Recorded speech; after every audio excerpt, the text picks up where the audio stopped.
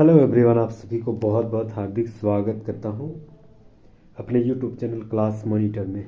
आज मैं फिर लेके आया हूं railway group D set practice 2025 का जो सेट प्रैक्टिस सोल्व पेपर है उसी का मेरा 17वां लेक्चर यानी 17th लेक्चर है। इससे पहले मैंने 16 लेक्चर ऑलरेडी अपलोड कर दिए हैं। अगर नहीं देखे तो प्लीज़ प्लेलिस्ट में जाके सारे विजिट कीजिए, बहुत सारे कंटेंट मिलेगी। टोटल आज मैं फिर लेके आया हूँ 100 सवाल, जो कि 100 सवाल में group D previous year solve paper है। 30 सवाल मैथ देखेंगे, 30 सवाल रीजनिंग, 40 जीके जीएस, यानी 30 सवाल मैथ और 30 सवाल रीजनिंग, जो भी ज़बरदस्त एक्सप्लेनेशन यानी विश्लेषण के साथ पढ़ेंगे। तो प्लीज़ अंत तक जरूर जुड़े रहिएगा, और नए हैं तो please subscribe and bell icon को जरूर दबा दीजिएगा। चलिए बिना देरी के शुरुआत करते हैं। पहला सवाल हम लोग आते हैं, और बेसिक और बहुत ही कॉन्सेप्चुअल सवाल देखेंगे और बहुत ही ईजी वे में पढ़ेंगे, स्मार्ट वर्क में पढ़ेंगे। ठीक है, चलिए पहला सवाल। यदि 5 रुपये में 6 पेंसिल खरीदा और 6 रुपये में 5 पेंसिल बेच दिया तो लाभ क्या होगा? तो सबसे पहले क्या करना है, 5 रुपये में 6 पेंसिल लिख देना है, फिर 6 रुपये में 5 पेंसिल ऐसे लिख देना है। नीचे वाला का एलसीएम लेंगे, कितना होगा 30, तो 30 इससे भी गुना करेंगे और 30 इससे भी गुना करेंगे और काट देना है। 6 5 30, यानी इधर कितना हो 25, यानी 25 मेरा खरीदारी है यानी क्रय मूल्य। 5 6 30 यानी 6 6 36, 36 मेरा विक्रय मूल्य। ठीक है, क्रय मूल्य 25, 36 में बेच दिया तो डेफिनेटली यहाँ लाभ हो रही है। कितना डिफरेंस कितना है, तो यार ना ये मेरा डिफरेंस हो गया 11। परसेंटेज के लिए 100, सॉरी लाभ के लिए नीचे छोटा वाला तो 25 और परसेंटेज के लिए 100 हो गया। ठीक है, तो 25 चौक तो 11 चौक 44%। तो ऑप्शन नंबर डी बिल्कुल राइट आंसर हो जाएगा। 44% लाभ हो रहा है। चलिए बहुत ईजी वे में हम लोग देख लिए। उम्मीद कर रहा हूँ नया कॉन्सेप्ट मिल रहा होगा, और नए नए ऐसे ही मटेरियल और कंटेंट्स के साथ प्लीज़ हमारे फैमिली यानी क्लास मॉनिटर फैमिली में आपका जोरदार स्वागत रहेगा। तो प्लीज़ हमारी बातों को जरूर तवज्जो देके अभी के अभी सब्सक्राइब जरूर और बेल आइकन को जरूर दबा दीजिएगा। चलिए पर अगला सवाल। 236 और 36 के ऊपर रैकरिंग है तो साधारण भिन्न के रूप में बदलना है। तो सबसे पहले बहुत ही ईजी वे में पढ़ेंगे हम लोग। क्या करना है, इसको 236 टोटल हम लोग लिख देना है। ठीक है, 236 लिख देना है, और जिसके पे ऊपर रैकरिंग नहीं है, किसके ऊपर रैकरिंग है, 2 के ऊपर, तो उसी 2 को घटा देना है। बट्टे जे को रैकरिंग के गो के ऊपर है 2 को, तो 2 को 9 लिखेंगे, और रैकरिंग के गो के ऊपर नहीं है ए गो, तो ए गो 0 लिखेंगे। ये हमेशा याद रखना। बस इसी काट छट कर देना है। 234 बटे 999। ठीक है, तो ये मेरा कट जाएगा कितना कटेगा,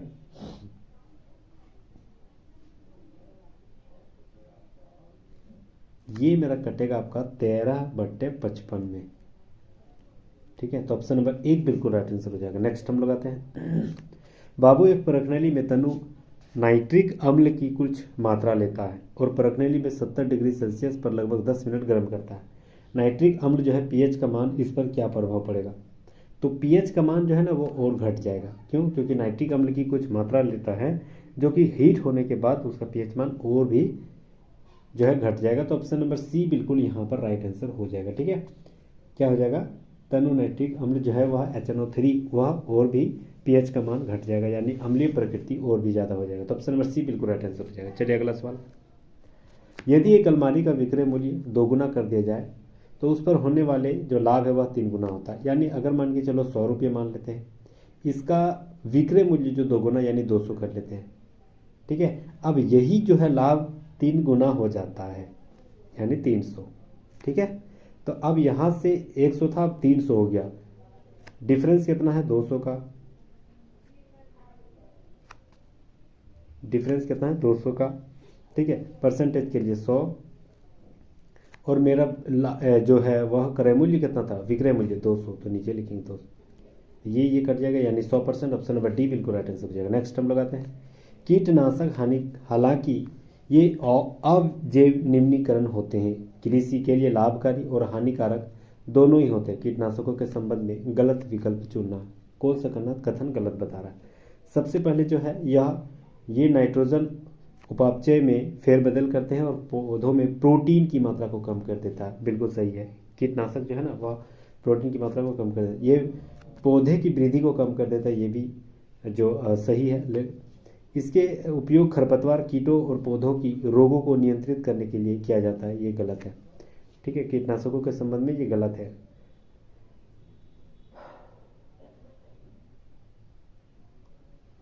उसके बाद बोल रहा है कि यह पौधे क्लोरोफिल की मात्रा को कम कर देती है, इसलिए प्रकाश संश्लेषण में प्रभावित करती है। तो ऑप्शन नंबर सी बिल्कुल राइट आंसर हो जाएगा, ये अलग है। नेक्स्ट हम लोग आते हैं, ए का मान 2 हो गया तो यहाँ 2 बैठाएंगे तो 4 दूनी 8 और 7 15 हो गया पहला वाला।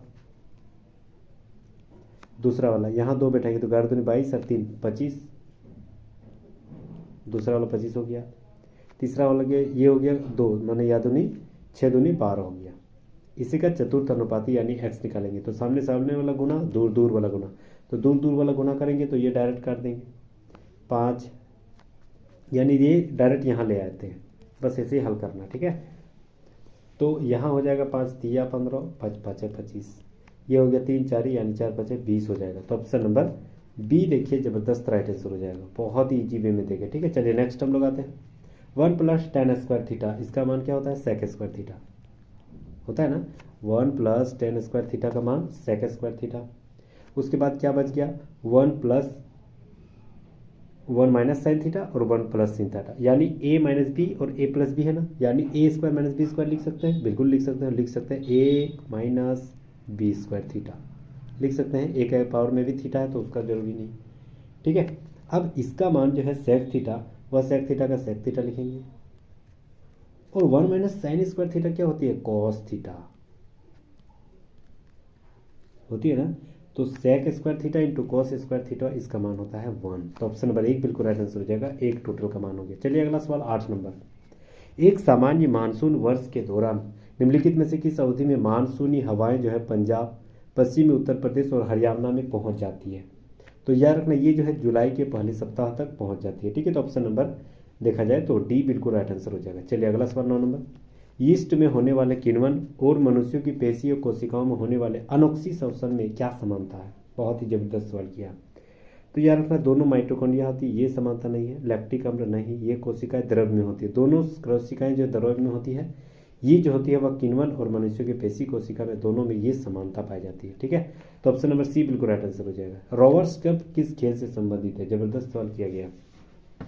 तो यार ना रोवर्स कप हो गया, ठीक है, संतोष ट्रॉफी हो गया, कोपा अमेरिका कप हो गया, ये सारे जो है ना आपका फुटबॉल से संबंधित है। तो रोवर्स कप किससे संबंधित है, फुटबॉल से।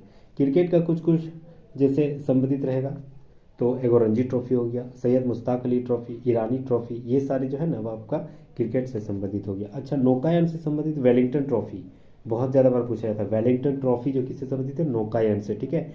एडमिरल कप भी नौकायान से संबंधित है, एडमिरल कप, ठीक है।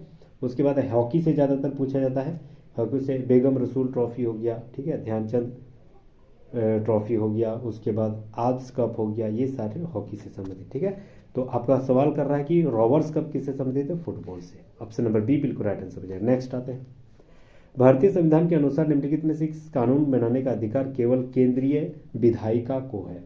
कौन से कानून, तो यार डाक और तार से संबंधित, ये दोनों केवल जो है केंद्रीय विधायिका यानी जो विधायिका है केंद्र की, उसी के आधार पर बनाई जाएगी। ये जो है वह एक संघ सूची है, ठीक है। तो ऑप्शन नंबर 1 बिल्कुल राइट आंसर हो जाएगा। चलिए देखिए हम लोग का 25 अगस्त जो है 25 अगस्त 2022 का सेकंड शिफ्ट में पूछा गया 17वां लेक्चर, ठीक है। चलिए बने रहिएगा। अगला सवाल, ऐसे कितने बच्चे हैं जो ना तो प्री मेच्योर है और ना ही प्री टर्म है। प्री मेच्योर है यानी या तो गोल में भी नहीं आएगा और ना ही प्री मेच्योर यानी सर ये जो है ट्रायंगल में भी नहीं आएगा। तो कितना बच गया, सिर्फकार। तो ऑप्शन नंबर डी बिल्कुल राइट आंसर हो जाएगा, जो कि केवल बच्चे हैं। नेक्स्ट आते हैं, डॉबरनर के त्रिक में वह कौन सा कथन सत्य बता रहा है। सत्य को हमें ढूंढना कि डॉबरनर के त्रिक में कौन सा कथन सत्य बता रहा है, ठीक है। चलिए सबसे पहले बता रहा है कि त्रिक के दूसरे और तीसरे के परमाणु द्रव्यमान के समांतर माध्य समांतर, ये गलत जा रहा है, ठीक है। त्रिक के पहले और दूसरे तीसरे परमाणु द्रव्यमान का योगफल तीसरे के, ये भी गलत जा रहा है, बीच वाला था ना। त्रिक के पहले और तीसरे परमाणु द्रव्यमान का योगफल दूसरे तत्व के परमाणु द्रव्यमान के बराबर नहीं था, एवरेज में था। त्रिक के पहले और तीसरे में परमाणु द्रव्यमान के समांतर माध्य और दूसरे माध्य के परमाणु द्रव्यमान के बराबर था। तो ये देखा जाए तो ये सही लग रहा है, ऑप्शन नंबर डी बिल्कुल राइट आंसर हो जाएगा, ठीक है। त्रिक के पहले और तीसरे परमाणु द्रव्यमान का समांतर माध्य मतलब उन दोनों का अंतर, ठीक है। यहाँ माध्य बोल दिया इसीलिए ये सही जा रहा है, ठीक है। और बीच वाला जो बीच वाला का द्रव्यमान है उससे संबंधित जो है समान रहेगा। जैसे एक एग्जाम्पल में देख लेते हैं, जैसे लिथियम, उसके बाद सोडियम और उसके बाद पोटेशियम। लिथियम का होती है 7 होती है, ठीक है। पोटेशियम का परमाणु द्रव्यमान आपका 39 होती है। तो ये दोनों को जोड़ देंगे तो कितना होगा 46, और इसी का एवरेज यानी 2 से भाग देंगे तो 23। तो सोडियम का 23 होता है ना, 11 दूनी 22 एक 23। तो यही बोल रहा है डोबेरेनर का त्रिक के नियम आधार पर, ठीक है। ये पहला और तीसरा वाला का परमाणु द्रव्यमान को जोड़ के 2 से भाग दे दें तो बीच वाला निकल जाता है। ये परमाणु द्रव्यमान का जो डोबेरेनर का त्रिक है उसी का कथन था। नेक्स्ट हम लोग आते हैं 14 नंबर सवाल। जबरदस्त सवाल किया गया है। सवाल क्या है कि किसने हिंदू धर्म के पुनरुत्थान और पश्चिमी नव वेदांत के रूप में ज्ञात अद्वैत वेदांत को अपने विवेचन के प्रसार में भूमिका निभाई थी? तो याद है ये स्वामी विवेकानंद ने निभाया था। तो ऑप्शन नंबर ए बिल्कुल राइट आंसर हो जाएगा। और 1893 में अमेरिका के शिकागो में विश्व धर्म सम्मेलन में इन्होंने भाग लिए थे, और जो कि हिंदू धर्म से संबंधित थे। तो ऑप्शन नंबर 1 बिल्कुल राइट आंसर हो जाएगा। नेक्स्ट हम लोग आते हैं। लड़कों की एक पंक्ति में सूरज और भीम के बीच केवल 8 व्यक्ति खड़ा है, ठीक है। अगर मान के चलो सूरज यहाँ पर है और भीम यहाँ पर है, भीम यहाँ पर है, तो ये दोनों के बीच में कितना आदमी खड़ा है? तो यार ना 8, ठीक है। अब पूरा सूरज आगे से जो है वह 21वां स्थान पर है, जबकि भीम जो है पहले स्थान पर। यानी ये अगर 21वां स्थान पर है, ये पहला स्थान पर है, तो पंक्ति में कुल कितने व्यक्ति बैठे हैं, ठीक है। चलिए, तो अगर मान के चलिए ये 21 हो गया, ये तो ये 21 और ये एक 22 हो गया।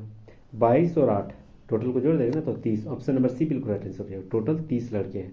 फसल उत्पादन में इनमें से किस पर बहुत अधिक लागत शामिल नहीं होती है? बहुत अधिक लागत जो है वह किस पर शामिल नहीं होती है? तो सबसे पहले बता रहा है बीजों की लागत तो बहुत ज़्यादा होती है, उर्वरक में भी, कीटनाशक में भी, लेकिन पशु के आहार में ये ज़्यादातर लागत नहीं होती, क्योंकि ये जो है आपके खेत खलियान में ही इसके आहार मिल जाते हैं। तो ऑप्शन नंबर सी बिल्कुल राइट आंसर हो जाएगा। चलिए अगला सवाल। निम्नलिखित में से कौन सा उत्सर्जी उत्पाद जो है पौधों के पुराने जाइलम में संग्रहित होते हैं? पुराने जाइलम में कौन सा जो है वह संग्रहित होते हैं? तो याना राल। ऑप्शन नंबर 3 जहां जबरदस्त राइट आंसर हो जाएगा। चलिए अगला सवाल हम लोग आते हैं। बहुलक वर्ग की निम्न सीमा के दुगने मान क्या हो जाएंगे? बहुलक वर्ग जो है वह निम्न सीमा के दुगने मान जो है वह क्या हो जाएगा? देखिए इस सबको जोड़ देना है, ठीक है। वह किसके आसपास आएगा? तो याद रखना बहुलक वर्ग की बारंबारता जो है सबसे ज़्यादा किस में है? इसमें बहुलक वर्ग में सबसे ज़्यादा जो बारंबारता है वह मेरा है किसमें? तो याद रखना ये वाला में 34 सबसे ज़्यादा है, तो इसी को मानेंगे बहुलक वर्ग, ठीक है। अब बहुलक वर्ग में जो निम्न है, निम्न सीमा कौन है? 130। 130 निम्न है, उच्च सीमा 140 है। तो निम्न सीमा को दोगुना कर दिया जाए तो कितना हो जा रहा है? 13 दूनी 26 यानी 260। तो वही बोल रहा है कि कितना हो जा रहा है? 260। तो ऑप्शन नंबर 1 बिल्कुल राइट आंसर हो जाएगा। चलिए अगला सवाल। भारत में राष्ट्रीय महिला दिवस किस तारीख को मनाया जाता है? भारत में राष्ट्रीय महिला दिवस जो है वह 13 फरवरी को मनाया जाता है, ठीक है। अभी हाल ही में आने वाली है। तो ऑप्शन नंबर बी बिल्कुल राइट आंसर हो जाएगा। राष्ट्रीय महिला दिवस जो है सरोजनी नायडू पर समर्पित है, याद रखना है। और ये जो है भारत का कोकिला यानी नाइटिंगेल ऑफ इंडिया भी इसे कहा जाता है, ठीक है। और भारत की पहली महिला राज्यपाल भी थी कौन? सरोजनी नायडू। अच्छा, अंतर्राष्ट्रीय महिला दिवस कब मनाया जाता है? तो याद रखना 8 मार्च। 8 मार्च को अंतर्राष्ट्रीय महिला दिवस के रूप में मनाया जाता है, ठीक है। चलिए 23 जनवरी को पराक्रम दिवस यानी सुभाष चंद्र बोस की जयंती, ठीक है। और नेक्स्ट हम लोग आते हैं।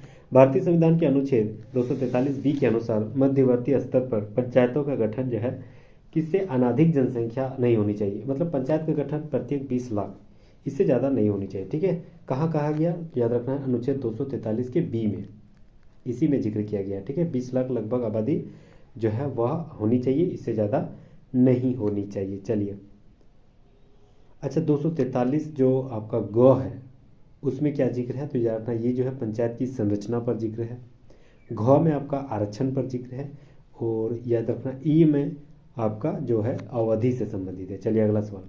किसी धारावाहिक चालक पर लगने वाले बल की दिशा परिवर्तित करने के लिए इनमें से किस विधि का इस्तेमाल करते हैं?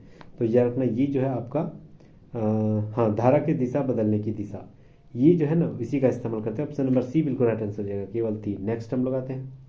चलिए जबरदस्त सवाल किया गया है। सवाल क्या है? 3 मीटर ऊंचाई वाले किसी वस्तु को एक 6 मीटर की फोकस दूरी, 6 मीटर की फोकस दूरी यहाँ पर दे दिया है, यानी फोकस दूरी यानी एफ बराबर मेरा कितना दे दिया है 6 मीटर, तो एफ बराबर 6 लिखेंगे। ठीक है, 6 सेंटीमीटर। अब बोल रहा है कि दर्पण के सामने ना 20 सेंटीमीटर की दूरी पर कोई सामान रखा गया है। 20 सेंटीमीटर यानी अगर अवतल दर्पण है, कोई भी दर्पण है तो सामने रख रहा है यानी माइनस हो जाएगा, यानी u इक्वल टू हो गया आपका -20। ठीक है, अब यहाँ पर हमें क्या की कमी, किस चीज़ की कमी हो रही है, हमें हो रही है v की कमी, यानी 1/v बराबर क्या हो जाएगा 1/f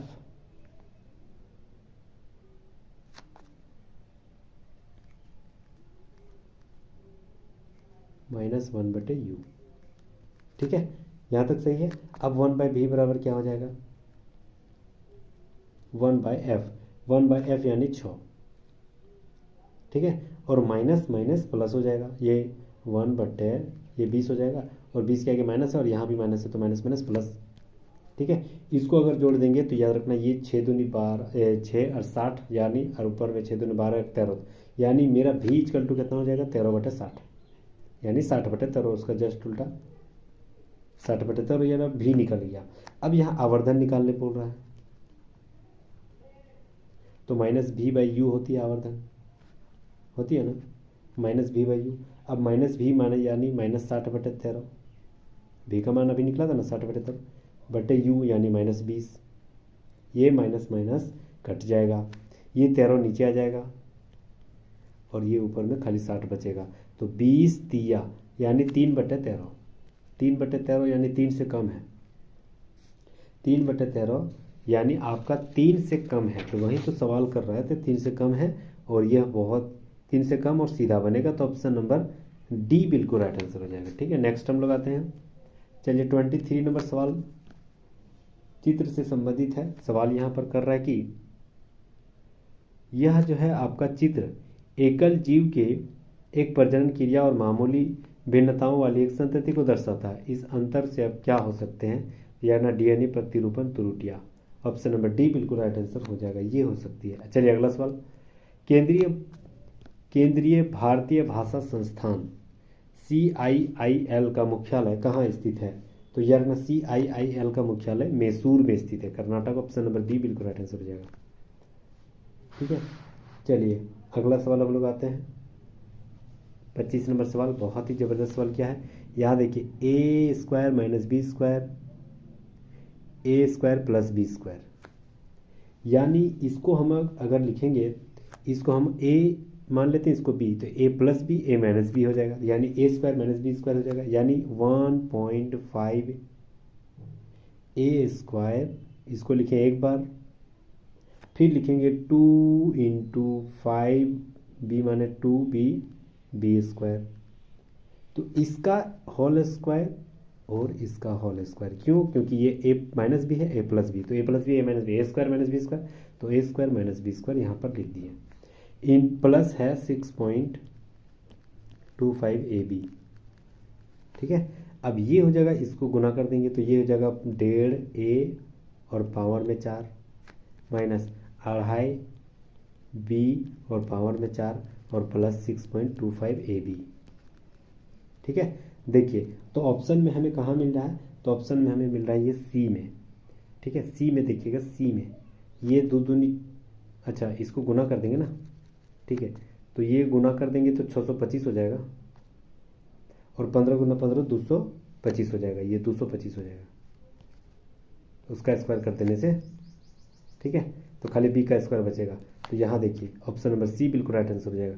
25 15 का स्क्वायर, ये 225 625 25 का स्क्वायर और 625 तो अकेले था। ठीक है, तो ऑप्शन नंबर सी बिल्कुल राइट आंसर हो जाएगा। चलिए अगला सवाल, आरोही क्रम में 4 अभाज्य संख्याएं ली गई है, उनमें से पहली 3 अभाज्य संख्याओं का गुणनफल इतना है और अंतिम 2 अभाज्य संख्याओं का जो संख्या का योग है वह 82 है, तो अभाज्य संख्याओं का गुणनफल ज्ञात करना है। बहुत ही ईजी वाला सवाल। सबसे पहले टोटल गुणनफल कितना दे दिया है 1771, तो इधर लिखेंगे 1771। ठीक है, अब यहाँ पर बोल रहा है कि टोटल जो है आपका 4 अभाज्य संख्याएं ली गई, जिनमें से पहली 3 अभाज्य संख्याएं, पहली 3 अभाज्य संख्याओं जो है वह आपका गुणनफल कितना दे दिया 1771, और अंतिम दो अभाज्य संख्याओं का मान दे दिया है 82।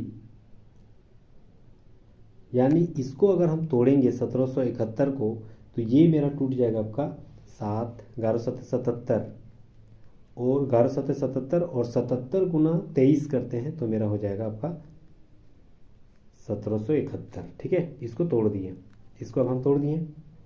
अब 7, 11, 23 अंतिम दो अभाज्य संख्याओं का योगफल कितना है? तो 82 दे दिया गया है। अंतिम दो अभाज्य संख्याओं का योगफल 82 दे दिया गया, तो वही 82 में वह आपका लास्ट अंतिम वाला घटा देंगे। तो 82 में अगर हम लास्ट 23 वाला घटा देते हैं अंतिम संख्या तो कितना बच जा रहा है? ये 9 और ये 5, 59। ठीक है, वही 59 दो अभाज्य संख्या बच जा रहा है तो 2 से गुना कर देंगे, 2 से सॉरी लास्ट वाला 23 से गुना कर देंगे। ठीक है, 59 और 23 इसको गुना कर देना है तो ये मेरा कितना हो जाएगा? 1357। ऑप्शन नंबर डी बिल्कुल राइट आंसर हो जाएगा। चलिए अगला सवाल। माध्यम ए और माध्यम बी में जाते समय एक प्रकार की किरण जो है अभिलंब की ओर झुकती है, इनमें से क्या कथन सही बता रहा है? सबसे पहले बोल रहा है कि माध्यम ए बी की तुलना में प्रकाशिक रूप से सघन होंगे, माध्यम बी सघन होगा, ए नहीं, तो पहला गलत है। माध्यम ए प्रकाश की चाल माध्यम बी की तुलना में अधिक होती, सही है। माध्यम बी का अपवर्तनांक ए के अपवर्तनांक से अधिक होगी, सही है। 2 को सही है ना, 2 और 3 तो कहाँ है ऑप्शन? ऑप्शन नंबर ए बिल्कुल राइट आंसर हो जाएगा, 2 को सही है। नेक्स्ट आते हैं। सेंट्रल बैंक ऑफ जिम्बाब्वे विकास को बढ़ावा देने के लिए अर्थव्यवस्था में ब्याज दरों में कम कर रहा है। बैंक अपनी मौद्रिक नीति के रुख में क्या हो रही है? तो बैंक अपनी मौद्रिक नीति के रुख में शांतिवादी हो रही है। Option number C right answer हो जाएगा। वित्तीय साक्षरता सप्ताह के लिए 2022 के थीम के रूप में आरबीआई द्वारा किस विषय थीम पर चर्चा किया गया था? तो याद रखना, आरबीआई द्वारा गो डिजिटल गो सिक्योर, इसी का जिक्र किया गया था। ऑप्शन नंबर डी बिल्कुल राइट आंसर हो जाएगा। नेक्स्ट आते हैं। धातु के दो तार ए और बी एक ही पदार्थ के बने हैं। तार ए की लंबाई 1 और त्रिज्या r है। ठीक है, तार ए की लंबाई 1 और त्रिज्या r है। वही बोल रहा है तार बी की लंबाई 2l यानी त्रिज्या 2 है, यानी 1 और 2 के बीच में जो है वह अनुपात जा रहा है। ठीक है, तो ऑप्शन नंबर देखा जाए तो डी बिल्कुल राइट आंसर हो जाएगा। नेक्स्ट आते हैं।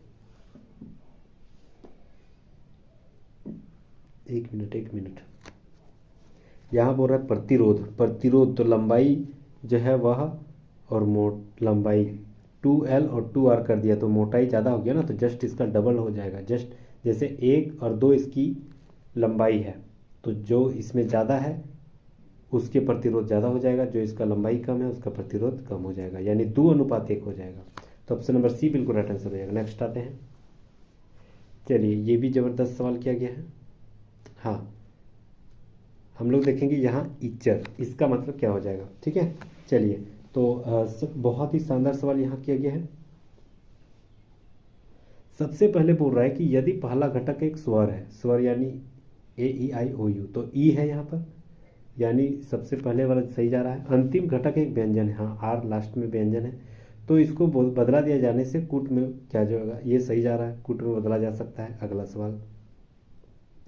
अगला सवाल बोल रहा है यदि पहला घटक एक व्यंजन हो और अंतिम घटक एक स्वर हो तो पहले और अंतिम को घटकों को ओ के कूटबद्ध में अगर लिख दिया जाए तो पहला तो व्यंजन नहीं है, दूसरा गलत जा रहा है।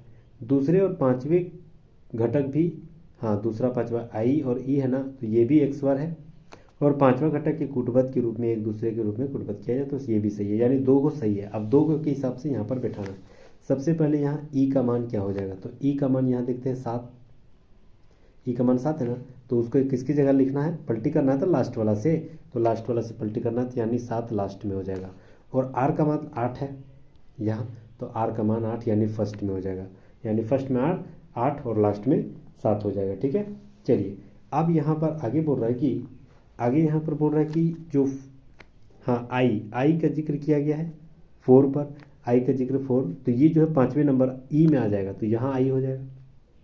ठीक है, उसके बाद बोल रहा है सी का मतलब 6 है, तो याद रखना ये सी तीसरे नंबर पे है, यहाँ हो जाएगा सी 6। फिर क्या है आपका, ठीक है एच है, तो एच का मतलब क्या है 1, तो यहाँ 1 हो जाएगा। फिर ई आर, इसका मतलब हो गया। अब ई का मतलब यहाँ क्या है, ई का मतलब 7 है, तो यहाँ 7 हो जाएगा, क्योंकि दूसरा और पांचवा भी पलटी हुआ था ना, तो ये हो जाएगा आपका राइट आंसर। ठीक है, ये 4 है ना, आई का मतलब 4। तो ये हो जाएगा right answer, option number B बिल्कुल राइट आंसर हो जाएगा। नेक्स्ट हम लोग आते हैं, किसी बेलन की त्रिज्या और ऊंचाई का अनुपात 2:1 है। यदि इसका वक्र पृष्ठ क्षेत्रफल 616 मीटर स्क्वायर है तो इसका संपूर्ण पृष्ठ क्षेत्रफल ज्ञात करना है। बहुत ही जबरदस्त सवाल किया गया है। देखिए, संपूर्ण वक्र पृष्ठ क्षेत्रफल ज्ञात करने के लिए हमें पहले ऊंचाई और आर चाहिए। तो ऊंचाई यानी और आर ज्ञात करने के लिए सबसे पहले हमें क्या दे दिया है, अनुपात में दे दिया है त्रिज्या और ऊंचाई दे दिया 1। ठीक है, तो सबसे पहले हम लोग क्या करना है, बेलन का वक्र पृष्ठ क्षेत्रफल 616 दे दिया है, तो बेलन का वक्र पृष्ठ क्षेत्रफल क्या होती है 2πr/h। 2πr कितना दे दिया यहाँ 2x मान लेते हैं इसको, h 1x यानी सिर्फ x बराबर मेरा दे दिया 616। ठीक है, अब इसी को हम लोग काटेंगे तो ये हो गया आपका 7, हाँ 11 दूनी 22 और ये हो गया 11 × 5 = 55, 11 × 6 = 66। ठीक है, तो ये 2 दूनी 4, 4 से इसको डायरेक्ट काटते हैं, 4 × 4 = 4 × 4 = 16। ठीक है, और ये 2 से इसको काटते हैं 7 बार में, और ये 7 उधर जाएगा तो गुना हो जाएगा, यानी इधर x² बराबर 7 × 7 यानी x बराबर क्या निकला 7 निकला। ठीक है, x बराबर सिर्फ 7 निकला। चलिए यहाँ तक सही। अब बोल रहे हैं संपूर्ण पृष्ठ का क्षेत्रफल हमें ज्ञात करना है। तो संपूर्ण पृष्ठ का क्षेत्रफल अगर हमें, अच्छा त्रिज्या दे दिया है, परसेंटेज देखा जाए अनुपात में तो 2x था ना, तो ये हो जाएगा x की जगह 7 बैठाएंगे तो 7 दूनी 14 हो जाएगा, r मेरा 14 निकल गया। अब यहाँ संपूर्ण पृष्ठ का क्षेत्रफल निकालेंगे। संपूर्ण पृष्ठ का क्षेत्रफल का क्या होता है 2πr h + r, h 2πr, 2πr, r मेरा 14 है और h + r यानी h कितना है मेरा, h मेरा 7 है और 14 मतलब 21। ठीक है, तो 7 दिया 21 हो गया, और ये सारे को गुना करेंगे तो 1848 राइट आंसर हो जाएगा। ठीक है, 1848 मीटर स्क्वायर, तो कहाँ है ऑप्शन नंबर 1 बिल्कुल राइट आंसर हो जाएगा। चलिए अगला सवाल हम लोग आते हैं, बहुत ही ज़बरदस्त सवाल किया है।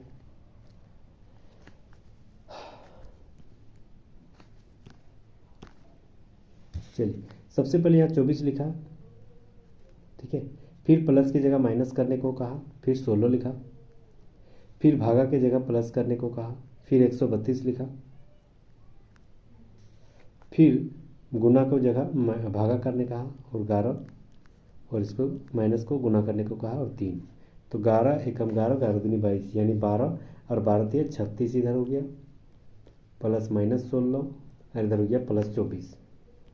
तो ये 24 और 36 जुड़ जाएगा तो 60 और माइनस 16 घट जाएगा, तो 44 राइट आंसर हो जाएगा। ऑप्शन नंबर 1 बिल्कुल राइट आंसर हो जाएगा। नेक्स्ट आते हैं, दो संख्याओं के बीच का अंतर 42 है, उनका अनुपात ये है, तो छोटी संख्या क्या है। देखिए सबसे पहले अंतर अगर 42 दे दिया, यानी यहाँ अंतर कितना है 2 का, तो यानी 2 बराबर 42, तो 1 बराबर कितना हो जाएगा 21, तो 1 बराबर यहाँ 21 से गुना कर देंगे, यहाँ 21 तो 21 दिया कितना हो जाएगा 63। ठीक है, तो छोटी संख्या 63 हो जाएगा, बड़ी संख्या बोलता तो 21 × 5 जितना होगा वही, तो ऑप्शन नंबर बी बिल्कुल राइट आंसर हो जाएगा। ठीक है, नेक्स्ट आते हैं, बेकिंग सोडा का रासायनिक सूत्र ये है। ठीक है, और बेकिंग सोडा का उपयोग जो है वह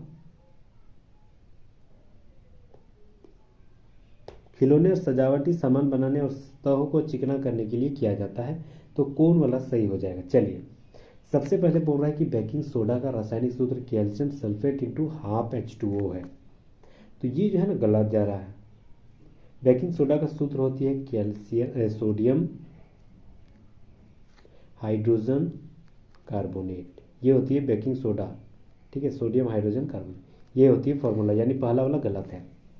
दूसरा बोल रहा है कि बेकिंग सोडा को खिलौने सामान बनाने के लिए इस्तेमाल करते हैं, तो ये जो है ना, ये बेकिंग सोडा को खिलौने सामान बनाने के लिए इस्तेमाल नहीं करते, वो जो हम लोग किचन में पकौड़ी जो फूलने के लिए देते हैं ना, वही बेकिंग सोडा कहा जाता है, तो वो होती है सोडियम हाइड्रोजन कार्बोनेट। ठीक है, तो यानी पहला दूसरा दोनों गलत है, ऑप्शन नंबर 1 राइट आंसर हो जाएगा। नेक्स्ट हम लोग आते हैं, यदि उक्त श्रृंखला में सभी संख्याओं को हटा दिया जाता है तो इस प्रकार बनी, सभी संख्या को हटा दिया जाए तो इस प्रकार बनी दाएं सिरे से चौथे स्थान, दाएं सिरे से चौथे स्थान कौन हो जाएगा, खाली संख्या हटा देते हैं, 1 2 3 4, यानी दाएं स्थान से चौथे स्थान को हो जाएगा टी, और दी गई संख्या के बाएं सिरे से छठे स्थान, तो बाएं सिरे से छठे स्थान 1 2 3 4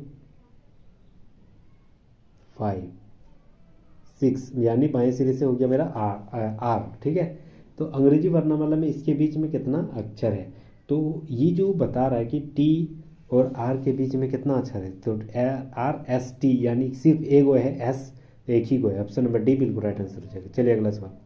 राज को उसकी बहन की औसत आयु 8 वर्ष है, तो सबसे पहले 2 जन है, यानी 2 गुना 8 कर देंगे, तो यानी दोनों का उम्र को जोड़ने के बाद 16 आना चाहिए बिल्कुल। यदि राजू की उम्र 10 है, तो बहन की उम्र कितना हो जाएगा, अगर राजू के 10 है तो बहन की उम्र कितना हो जाएगा 6। ऑप्शन नंबर 1 बिल्कुल राइट आंसर हो जाएगा। चलिए अगला सवाल। किसी राशि को 2 मित्रों यानी 2:5 के अनुपात में विभाजित करना है। यदि दूसरा भाग पहले भाग से 6 ज़्यादा लिया तो प्रारंभिक राशि ज्ञात करना है। ठीक है, बहुत ही ज़बरदस्त किया। देखिए 6 अधिक लिया यानी अंतर है 6, तो यहाँ कितना अंतर है 3 का, तो 3 बराबर 6, तो 1 बराबर क्या हो जाएगा 3 दूनी 6, यानी 1 बराबर 2, तो 2 का यहाँ गुना करेंगे तो 2 दूनी 4 हो जाएगा पहला वाला, और 2 5 10 हो जाएगा दूसरा वाला।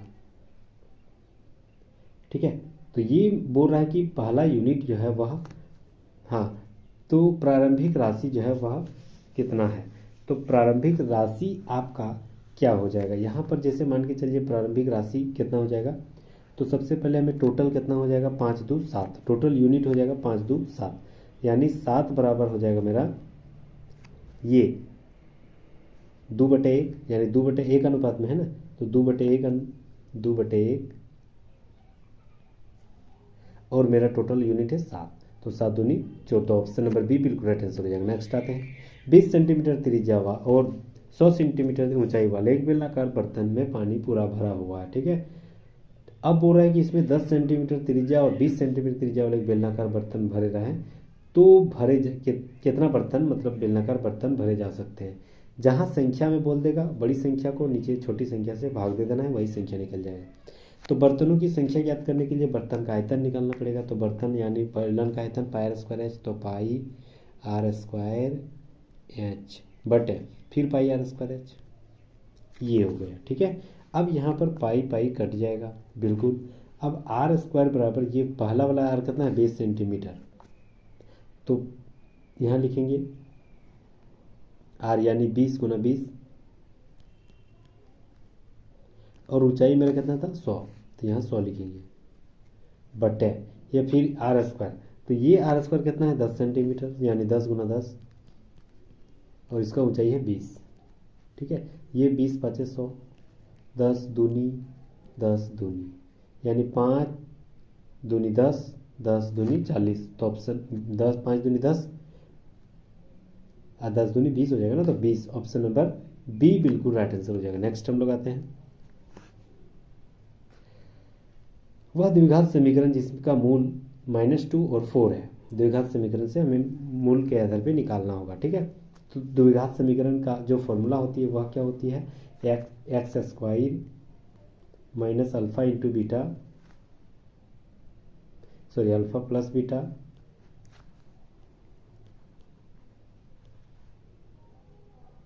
x plus alpha into beta is equal to 0, ये होती है द्विघात समीकरण का जो फॉर्मूला है वो होती है। ठीक है, अब लिखेंगे तो x² माइनस ये अल्फा प्लस बीटा, ये दोनों को जोड़ देंगे तो कितना हो जाएगा -2 प्लस 4, और ये हो जाएगा x प्लस ये दोनों को फिर गुना कर देना, तो 4 दूनी 8 यानी -8। ठीक है, बस इसी को तो हल कर देना। तो ये मेरा कितना हो जाएगा x² माइनस ये घटेगा तो 2x और माइनस प्लस 8। ठीक है, अब यहाँ पर ऑप्शन तो नहीं मिल रहा है, तो 3 से गुना कर देते, 3 1 3x², 3 दूनी 6x और 3 8 24। ठीक है, तो ऑप्शन नंबर डी बिल्कुल राइट आंसर हो जाएगा। नेक्स्ट हम लोग आते हैं अगला सवाल, पाई चार्ट का जबरदस्त सवाल। यहाँ सवाल किया है कि दिए गए जो 3 वर्षों के लिए जिला बी में प्रवेशों की कुल संख्या और पहले 2 वर्षों यानी 14-15 में जिला ई के प्रवेशों की कुल संख्या का अंतर हमें ज्ञात करना होगा। तो सबसे पहले यहाँ बोल रहा है कि बी में 3 वर्षों के छात्रों के प्रवेश की कुल संख्या कितना था। तो बी में कुल जो है वह कितना था, तो देखते हैं बी में कितना था, 140, 120 और 180, यानी 140, 120 और 80, यानी टोटल हो गया 340 बी द्वारा, ये बी द्वारा। अब ई द्वारा 2014-15 में, ई द्वारा जो है 2014-15 में, तो 2014-15 में कितना कितना है, 150 है 14 में और 15 में आपका 250, 210, यानी दोनों को जोड़ देंगे तो 360 हो जाएगा। ठीक है, अब यह बोल रहा है कि इसमें क्या अंतर है, दोनों में अंतर कितना है, तो दोनों में तो 20 का अंतर दिख रहा है, तो ऑप्शन नंबर 1 बिल्कुल राइट आंसर हो जाएगा 20। नेक्स्ट हम लोग आते हैं, निम्नलिखित में से कौन सा कोशिकांग जो है अमीबा में जल की मात्रा को बनाए रखने के लिए उत्तरदायित्व होते हैं, तो यह है संकुचनशील राजधानी, ऑप्शन नंबर 1 राइट आंसर हो जाएगा। किसी वस्तु को 12 सेंटीमीटर की फोकस दूरी वाले उत्तल लेंस के मुख्य अक्ष के 18 सेंटीमीटर की दूरी पर रखा जाए तो उसका आवर्धन क्षमता क्या हो जाएगा। जबरदस्त सवाल किया गया है। ठीक है, तो सबसे पहले हमें क्या करना पड़ेगा, सबसे पहले हमें यहाँ पर दे दिया है फोकस दूरी f बराबर, और यहाँ पर मुख्य अक्ष की लेंस की दूरी पर रखा गया, यानी u बराबर दे दिया है 18। ठीक है, तो अगर मान के चलिए 18 फोकस दूरी दे दिया और u दे दिया, यानी v का कमी है, तो 1/v बराबर क्या होती है 1/f। तो 1/f का मान क्या है, तो यार ना यहाँ f का मान हो गया आपका 12। ठीक है, 12 हो गया, उत्तर लेंस में तो f बराबर 12 ही आएगा, माइनस तो नहीं होगा। फिर उसके बाद बोल रहा है कि जो वस्तु रखा गया वो तो हमेशा बाईं साइड रखा जाता है, वाली वो हमेशा माइनस में रहेगा, तो यानी ये माइनस माइनस, ये प्लस माइनस माइनस हो जाएगा 1/18। ठीक है, अब इसको हम लोग यहाँ पर जोड़ेंगे, तो ये घटाएंगे तो ये मेरा 36 हो जाएगा, 12 36 और 3 में 2 गया तो 1, यानी 1/36। अब हमें आवर्धन यानी m बराबर क्या निकालना है, v/u, उत्तर लेंस का v/u होती है, तो v मेरा कितना है 36 अभी निकाले, और u मेरा कितना है -18, तो 18 दूनी 36 यानी -2, यानी -2 अगर बोल रहा है तो 1 से अधिक है, यानी उल्टा, ऑप्शन नंबर बी बिल्कुल राइट आंसर हो जाएगा। नेक्स्ट हम लोग आते हैं, सरदार सरोवर बांध का निर्माण गुजरात में किस नदी पर किया गया है। जबरदस्त सवाल, याद रखना है ये जो है नर्मदा नदी पर स्थित है। सरदार सरोवर बांध जो है गुजरात की नर्मदा नदी में स्थित है। इसका प्रोजेक्ट लगभग 1200 मेगावाट का जो है वह स्थापित की गई। ठीक है, लगभग 1200 मेगावाट का।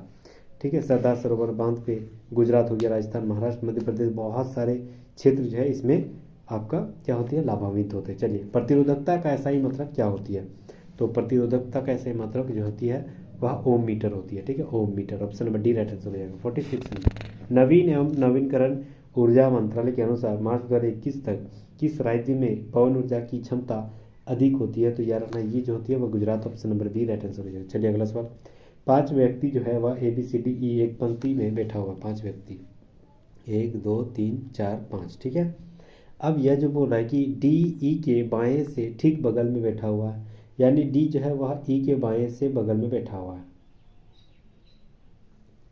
डी जो है ना वह ए के बाएं से बगल में, यानी डी अगर यहाँ मानेंगे तो ए यहाँ हो जाएगा, तब ना डी के बाएं से बगल में बैठेगा।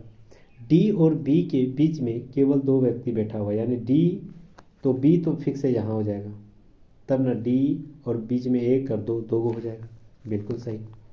सी पंक्ति के दाएं सिरे से दूसरे स्थान पर, चलिए यहाँ हो गया सी, बचेगा कौन, सिर्फ बचेगा ई, तो ये हो जाएगा आपका ई 5वां नंबर में। ठीक है, अब यहाँ बोल रहा है सी और ई के मध्य में, तो हाँ ई के दाएं से ठीक बगल में कौन बैठा हुआ है, तो ई के दाएं से ठीक बगल में डी बैठा हुआ है, तो ऑप्शन नंबर सी यहाँ जबरदस्त राइट आंसर हो जाएगा। चलिए अगला सवाल, 48 नंबर सवाल आता है। ठीक है, सबसे पहले यहाँ बोल रहा है कि क्यू के बराबर है आर, और आर जो है ना एस से बड़ा है, एस जो है ना एस से भी टी बड़ा है, और टी से बड़ा है आपका यू। ठीक है, यू आपका बड़ा है टी से, यू से छोटा है भी, और भी के बराबर है जेड। ठीक है, ये जिक्र किया गया है। अब बोल रहा है कि यू जो है, पहले बोल रहा है यू बड़ा है एस से, यू बड़ा है एस से, एस यू तो ऊपर में एस नीचे, तो पहला वाला सही है। टी बड़ा है क्यू से, टी बड़ा है क्यू से, ये जो है वह बड़ा जरूरी नहीं है, बराबर भी हो सकता है, बराबर भी ये दिख रहा है। भी बड़ा है एस से, भी जो है ना एस से बड़ा है, एस से बड़ा है, ये भी जरूरी नहीं, क्यों, क्योंकि ये जो है एस जो है ना आर से बराबर था और टी के बराबर था, इसीलिए ये जो है वह ये भी गलत जा रहा। जेड बड़ा है यू से, जेड बड़ा है यू से, ये भी गलत है। ठीक है, तो पहला केवल सही है। तो ऑप्शन नंबर 1 यानी ऑप्शन नंबर सी बिल्कुल राइट आंसर हो जाएगा। नेक्स्ट हम लोग आते हैं A B C D E F G जो है आपका मिलकर एक सौदे द्वारा बनाए गए वीडियो गेम खेलना चाहते हैं। उनमें से प्रत्येक को सोमवार से शुरू होकर रविवार के समाप्त होने के में एक सप्ताह के भीतर एक दिन में गेम मिलता है। यह सप्ताह के किसी एक दिन में को ही मिलेगा, रविवार को खोलेगा और डी किसी एक डी जो दिया गया सबसे पहले हम लोग लिख लेंगे। ठीक है, सोमवार यानी Monday, Tuesday, Wednesday, Thursday, Friday, Saturday और संडे। ठीक है, इतना हो गया 7 दिन। अब यहाँ पर बोल रहा है कि यह सप्ताह के किसी सप्ताह के किसी एक दिन में खेला जाए। यह सप्ताह के किसी एक दिन को ही खिलाए। ए रविवार को खेलेगा, ए जो आपका रविवार को खेलेगा, तो ए जो है आपका संडे में दे देते हैं। उसके बाद बोल रहा है कि डी ए के ठीक पहले वाले दिन खेलेगा, यानी फिक्स है डी जो है सैटरडे को खेलेगा। उसके बाद बोल रहा है कि बी ई के ठीक बाद वाले दिन खेलेगा, यानी बी जहाँ भी है वह ई के बाद ही होगा। ठीक है, बी जो है वह ई के बाद ही होगा। उसके बाद बोल रहा है कि ई बुधवार को खेलेगा। अब ई जो है आपका बुधवार को खेल रहा है, यानी वेडनेसडे, ई यहाँ हो जाएगा, तो डेफिनेटली ई बी यहाँ हो जाएगा।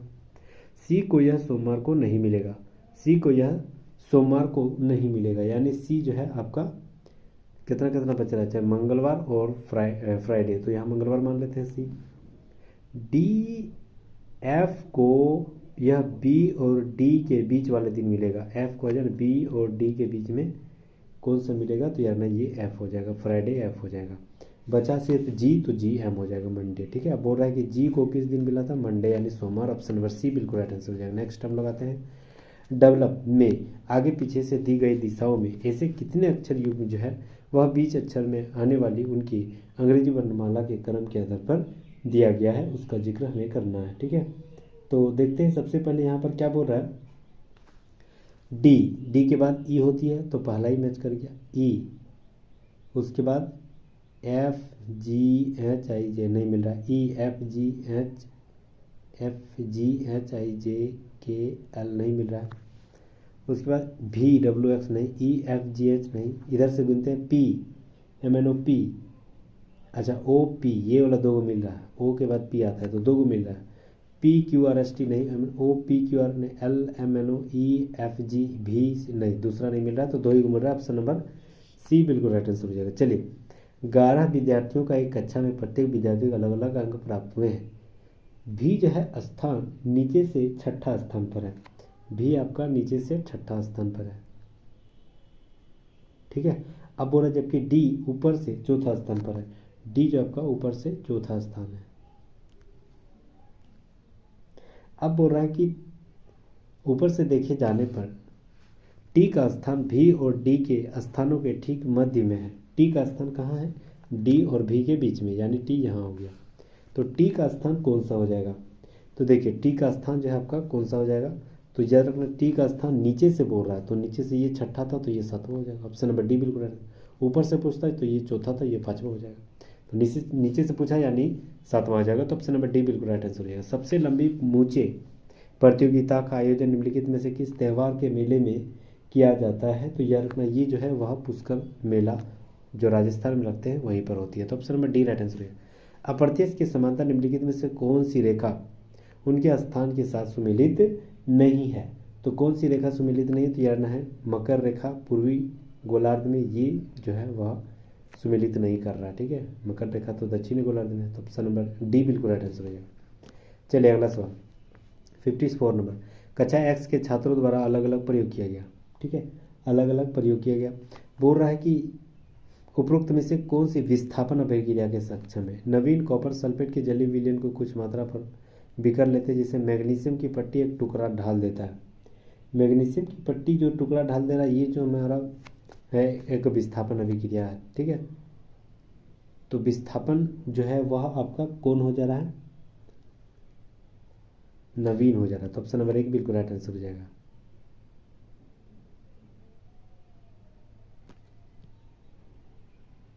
चलिए अगला सवाल। 8 को 17 फिर 33 फिर 73 सॉरी 63 फिर 114 193 कहा गया। 8 के 17 के बीच में कितना अंतर है? 9 का। फिर 17 से 33 तो 7 6 यानी 16 का। फिर 33 से 63 यानी 30 का। 63 से 114 4 में 3 या तो 1 11 यानी 51। और 114 का 193 यानी 3 में 4 गया तो 9 और उधर बचा 18 में 1 गया 11 गया तो 7 यानी 79। ठीक है, इसका अंतर 79। इसमें ढूंढते हैं, इसमें कितना अंतर है यार? नहीं, ये 7 का अंतर है, इसमें 14 का अंतर है, इसमें 21 का अंतर है। देखिए अब कुछ मिला, इसमें 28 का अंतर है यानी 7 का पहाड़ा मिल रहा है। तो अगला वाला 35 लिखेंगे। तो 35 अगर जोड़ देंगे 79 में तो कितना हो जाएगा? 35 जोड़ देंगे तो 114। अब 114 और 193 जोड़ देंगे तो 4 3 7 यानी लास्ट में 7 हो जाएगा। तो 3 और 9 3 9 2 9 और 1 10 हाँ 10। तो ऑप्शन नंबर 1 बिल्कुल राइट आंसर होगा 307। नेक्स्ट आते हैं। सिख धर्म में सामाजिक सुधार आंदोलन जो है निरंकारी आंदोलन के संस्थापक कौन थे? तो यार ना बाबा दयाल दास। स्तंभ यू के उत्तर में है। स्तंभ ई जो है वह स्तंभ यू के उत्तर में यानी यू यहाँ है। अब हो रहा है और स्तंभ आर के पूर्व में है यानी ई जो है वह आर के पूर्व में, आर यहाँ हो जाएगा। स्तंभ यू के पश्चिम की ओर है।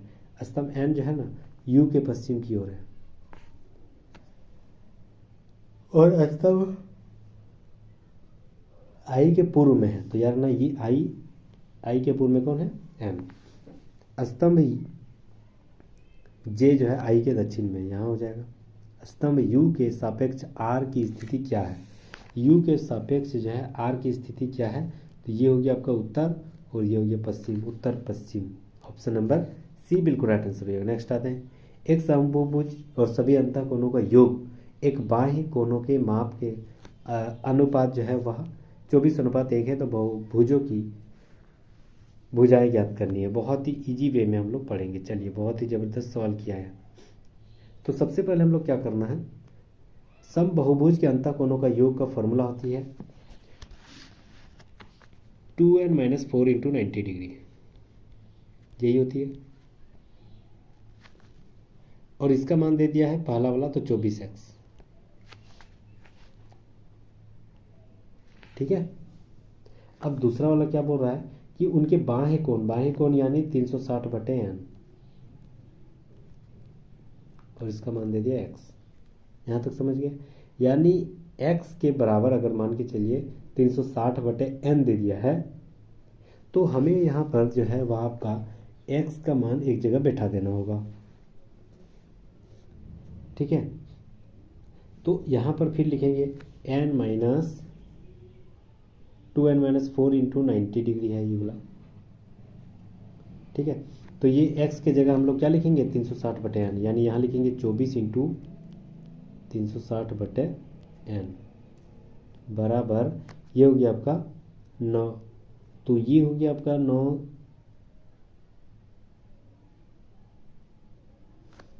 इससे गुना करेंगे तो ये हो गया 9 दूनी 18 180 m और 9 चौक 36 360।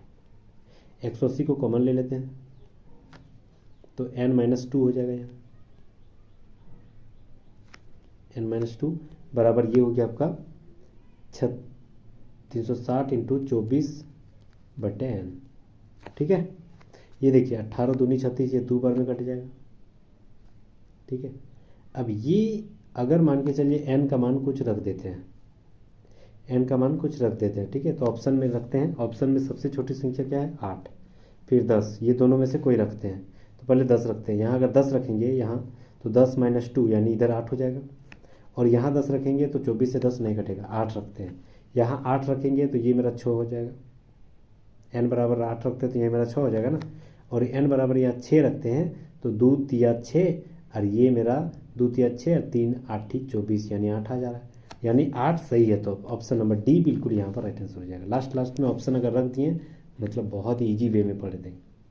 चार चतुर्भुज के कोणों की मान जो है उतना दिया है। चतुर्भुज के सबसे बड़े कोण और सबसे छोटे कोण, सबसे बड़ा कोण है 10, तो 10 और तीनों का मान कितना है हो गया, तो 10 और 7 17, 17 और 5 7 5 22 23 24, 24 और 7 5 12 13 14 24, हाँ। और टोटल मान होती है चारों कोणों का योग 360। ठीक है, तो ये आपको गुना हो जाएगा। तो 24 5 120, तो 12 3 36, यानी 24 15 बार में गुना करेंगे तो ये मेरा हो जाएगा 360। ठीक है, तो 15 दूनी 15 दाएँ 150, सबसे बड़ी संख्या 150 निकला। सबसे छोटी संख्या कितना हो जाएगा 2, तो 2 से यहाँ फिर गुना करेंगे, 10 की जगह 2 कर देंगे, तो 15 दूनी 30। ये दोनों के बीच में अंतर कितना है 120 का, तो ऑप्शन नंबर डी बिल्कुल राइट आंसर हो जाएगा। नेक्स्ट आते हैं, एक एबिलिटी जो आगे पीछे दिशाओं में अक्षर के युग्म में दिया गया, जिनके बीच जो है शब्द में उतने ही अक्षर है जितने बीच के अंग्रेजी वर्णमाला के क्रम में दिया गया। ठीक है, ये सवाल और एक बार पूछा गया था। चलिए, तो ए के बाद कौन होता है, तो ए के बाद बी हो जाएगा, तो पहला वाला मैच कर गया ए को। फिर बी के बाद B, A B C D E F G H नहीं, B C D I J K L M नहीं, L M N O P Q R S I J K T Y नहीं मिल रहा है, Y Z A B C D नहीं, T के बाद तो ये कुछ नहीं है, आई जे के नहीं, एक को मिल रहा है, तो ऑप्शन नंबर 1 बिल्कुल राइट आंसर हो जाएगा। नेक्स्ट आते हैं, अमीबा में भोजन का ग्रहण जो है वह किसके द्वारा होती है, जबरदस्त सवाल किया था यार ने, शरीर को पूरी त्वचा के ढक लेता है, उसी से अपना ग्रहण कर लेता है। अगला सवाल, किसी समजातीय श्रेणी के अगले सदस्य में एक कार्बन परमाणु के साथ जो है कितने हाइड्रोजन परमाणु जुड़े होते हैं, जानना है 2, ऑप्शन नंबर 2 राइट आंसर है। भारत में किस प्रकार के राजनीतिक दल की प्रणाली पाई जाती है, तो भारत में जो है वह बहुदलीय प्रणाली पाई जाती है, बहुत सारे दल के जो है वह पार्टी स्थित होते हैं, तो option number D right answer हो जाएगा। 18:54 का तृतीय अनुपाती क्या गत करना है, तो तृतीय अनुपाती यानी 18 लिखेंगे, फिर 54 है ना, तृतीय अनुपाती यानी 54 को और एक बार लिख देना है, यस, इसी को 2 गुना कर देना है, तो उसको गुना कर देंगे और ये पहला वाला नीचे कर देंगे, तो ये 18 तिया 54 और 54 तिया कितना हो जाएगा 162, तो ऑप्शन नंबर 1 बिल्कुल राइट आंसर हो जाएगा। नेक्स्ट आते हैं, निम्नलिखित में से कौन सा कथन गलत है, हमें गलत को ढूंढना है। सबसे पहले बोल रहा है कि एक स्वतंत्र रूप से लटका हुआ क्षण चुंबक उत्तर दक्षिण दिशा की ओर इंगित करता है, सही बता रहा है। कई रेखाएं जो है वह चुंबकीय क्षेत्र के अंदर किसी दिए गए बिंदु पर अंदर प्रतिच्छेद नहीं करता, वो समांतर रहते हैं, तो दूसरा गलत जा रहा है, option number B right answer हो जाएगा। नेक्स्ट आते हैं, जनवरी 2022 में जियो ने किस विश्वविद्यालय के साथ G6 5G है ना, तो अब जो जी है 6G वह प्रौद्योगिकी में अनुसंधान मानवीय मानकीकरण के लिए गतिविधियों के रूप में शुरू करने के लिए एक समझौता हस्ताक्षर किया है, वह क्या हो जाएगा, तो यार ना ये यूनिवर्सिटी ऑफ ओलू फिनलैंड के साथ समझौता किया, option number D right answer हो जाएगा। चलिए अगला सवाल, 5 छात्र जो है ABCD एक वृत्ताकार मेज पर परिकेंद्र की ओर मुख करके बैठा हुआ, चलिए तो एक केंद्र बता देते हैं, 1 2 3 4 5, ठीक है। अब बोला 4 जो है एक के दाईं ओर ठीक बगल में बैठा हुआ, यानी 4 अगर कहीं भी बैठाएंगे तो एक के दाईं ओर, यानी एक यहाँ बैठाना पड़ेगा। अब बोल रहा है और 2 जो है बाईं ओर ठीक बगल में बैठा हुआ है, यानी 4 के 2 यहाँ बैठाएंगे तब ना इसका बाईं ओर 4 हो जाएगा, ठीक है, यहाँ हो जाएगा। अब बोल रहा है 5 एक के बाईं ओर से दूसरे स्थान पर है, तो 5 एक के बाईं ओर से दूसरा स्थान, 5 यहाँ हो जाएगा, तब ना 3 यहाँ हो जाएगा। अब बोल रहा है सही कौन, मतलब सही बता रहा है वो हमें ढूंढना है। एक जो है 5 के ठीक बगल में बैठा हुआ, एक 5 के बगल में बैठा हुआ, गलत। 2 1 और 4 के बीच में बैठा हुआ, 2 जो है 1 और 4 के बीच में बैठा हुआ, नहीं। 3 जो है 5 और 1 के बीच में बैठा, 5 और 1 के बीच में 3 बैठा हुआ, तीसरा वाला सही है, तो ऑप्शन नंबर सी सही जा रहा है। नेक्स्ट हम लोग आते हैं, चलिए बोर्ड में सवाल दिया गया है, इसको हम लोग हल करना है। सबसे पहले हम लोग क्या करेंगे, तो सबसे पहले हम लोग देखेंगे ब्रैकेट के अंदर क्या हल होगा, तो ब्रैकेट के अंदर ये प्लस और प्लस ये दोनों हो गया, 6 और 1 7, तो 7 में 5 घटाएंगे तो 2, तो 2 में फिर इधर 4 से गुना कर देंगे तो 8, तो ये टोटल ब्रैकेट हट जाएगा, इधर हो गया 8 भागा -48 और ये हो गया भागा 24, ठीक है। यानी ऐसे लिख सकते हैं -48 इंटू 1/8 भागा है ना, इंटू 1/24, बस ऐसे तो लिख सकते हैं। तो 8 6 48, 6 चुक 24, यानी -4, 1/4 राइट आंसर हो जाएगा। ऑप्शन नंबर बी बिल्कुल राइट आंसर हो जाएगा। नेक्स्ट आते हैं, निम्नलिखित विकल्पों में उस खिलाड़ी की पहचान कीजिए जिन्हें कुश्ती खेल में मेजर ध्यानचंद खेल रत्न पुरस्कार 2021 से सम्मानित किया गया था। तो उसका नाम है Ravi Kumar. Option number C right answer हो जाएगा।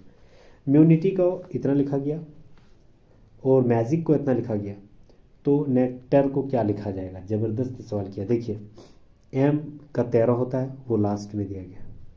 यू जो है 21 नंबर में आता है, वह लास्ट में दिया गया। टी जो है 20 नंबर में, वो लास्ट में, समझ गए, लास्ट में दिया गया। ठीक है, एम 13 फिर वही। तो एन का कितना होता है? 14, तो लास्ट में 14 रहेगा। उसके बाद ई कितना में आता है? 5, उससे पहले 5 आएगा। उसके बाद सी है यानी 3, उसके बाद टी है यानी 20, उसके बाद ए है तो 1 और आर है तो 18। ठीक है, ये वाला मैच किया गया, समझ गए? तो ऑप्शन नंबर बी देखिए, option number B right answer हो जाएगा। नेक्स्ट हम लोग आते हैं, मुन्नार स्थित एक ट्रैवल कंपनी में सेक्टर 4 सीट कंपनी में जो है ना 4 सीटर कारें और 2 8 सीटर मैक्सी कैब है। कार में राउंड ट्रिप के लिए प्रत्येक यात्री के लिए 25 रुपये है और मैक्सी कैब में राउंड ट्रिप के लिए उसे कितना मिल रहा है? तो यार ना 20 रुपये प्रति दर से किराया लेना है। उसकी औसतन 100% सीटें भरी रहती है। एक राउंड ट्रिप प्रत्येक वाहक द्वारा दी गई औसत कमाई कितना हो जाएगा? देखिए सबसे पहले ये बोल रहा है कि वह प्रत्येक राउंड कितना ले रहा था? 25 रुपया। ठीक है, तो 25 रुपया का टोटल में ले रहा है, तो वह 3 सीटर वाले, ये 4 सीटर वाले, तो 4 तिया 12 गुना 25 कर देंगे, 12 गुना 25 प्लस ये 2 सीटर वाले 8 है, तो 8 सीट यानी 8 दूनी 16 और टोटल रुपया कितना ना 20, तो 16 दूनी 32 यानी 320। ठीक है, और टोटल से भाग किसको देंगे? एवरेज निकालने के लिए। तो टोटल हो जाएगा आपका, के वो सीट था, इधर 3 गो इधर 2 गो यानी 5। ठीक है, भाग दे दें तो 12 25 25 दाएँ 250 और फिर 50, तो यानी 300 और 320 यानी 620 टोटल हो गया, और उसी को 5 से भाग दे देना, तो यानी 124 राइट आंसर हो जाएगा। ठीक है, ऑप्शन नंबर सी बिल्कुल राइट आंसर है। बहुत ईजी वे में देखें। चलिए अगला सवाल, 100 किलोमीटर प्रति घंटा की चाल से चल रहे 250 मीटर लंबी रेलगाड़ी सम्मुख दिशा में 62 किलोमीटर प्रति घंटा की चाल से आने वाली दूसरी रेलगाड़ी 10 सेकंड में पार कर जाती है। तो दूसरी रेलगाड़ी की लंबाई ज्ञात करना है।